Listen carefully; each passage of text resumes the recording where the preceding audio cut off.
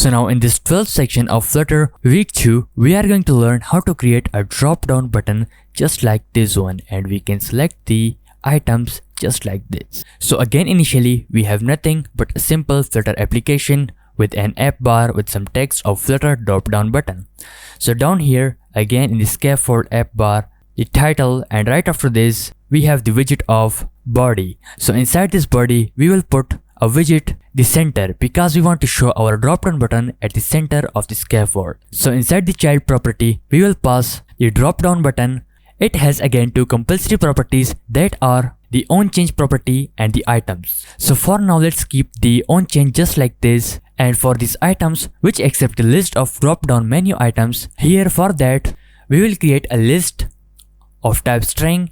Its name is items, and inside we have the 4 string items. So inside these items now, we are going to do the items, the list which we have created just right now in our stat. We will map these items, and this will give us each item in this value, and in this body of this map, we will return the drop-down menu item which has one compulsory property, that is child, and we also pass the value in here. So the value will be the each value that is coming from the list here, and also therefore we will create the text widget in the child and simply also pass that selected value in the child of this drop-down menu item to show it on the UI, and therefore convert this map to list as this except the list of drop-down menu items. So what will happen in here, simply for each of the item inside the list, this will create the drop-down menu item and simply will show up as a drop-down on the UI. Now after this, Ctrl S to hot reload,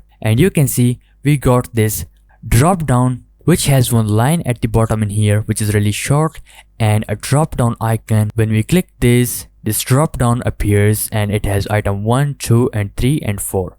And when we click this item 1 or like item 2, nothing will happen. To make this work, we have this onChange property. So inside this onChange method, we will set the stat and then simply create a drop-down value variable in your stat which is nullable by specifying this question mark in front of this type. And in here in the set stat, we will do the drop-down value equal to the value. Now Ctrl S to hot reload and try it again, and nothing will happen. So first of all, let's talk about this onChange method. So each time when we select value in the drop down, just like this in here, so this onChange method will be called and will give us the value that is selected. And finally, we call the set stat and store that value in our stat variable, that is drop down value. And by passing this drop down value at the value property of the drop down, we will get that selected value on the UI. Now after this, Ctrl S to hot reload, and you can see we got the item 1 in here as we have specified the value and the drop down value in here. So each time this onChange method is called, this gives us the value that is selected by the user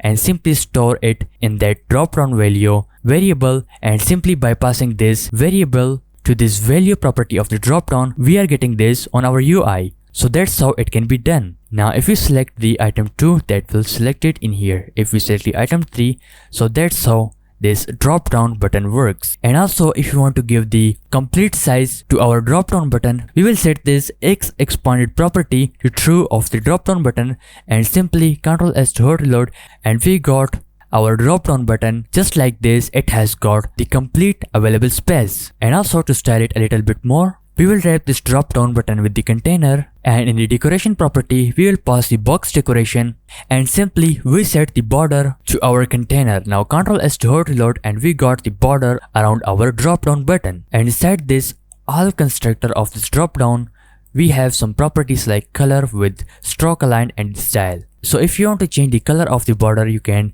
change this by this property of this all constructor of the border, and you can also change the width of this and all of these properties. And next, if you want some rounded borders for this drop down button, we have this border radius property. So we will set this border radius dot circular to 10. Ctrl S to hot reload, and we got some rounded borders. And to give some horizontal space outside from the box or the container, we will set the margin to 10. So that's how we got the margin from the outside. And also if you want the space inside the box or the container, we will set also the padding property to horizontal 10. Now Ctrl S to hot reload, and we also got the space inside the container. And now you can see here we have a line at the bottom of this drop down. To remove this, For that, we will wrap this drop down button with the widget that is drop down button height underline. Now after this, Ctrl S to hot reload and the bottom line will be disappeared. And that's how we have created our simple drop down button just like this. And also if you want to change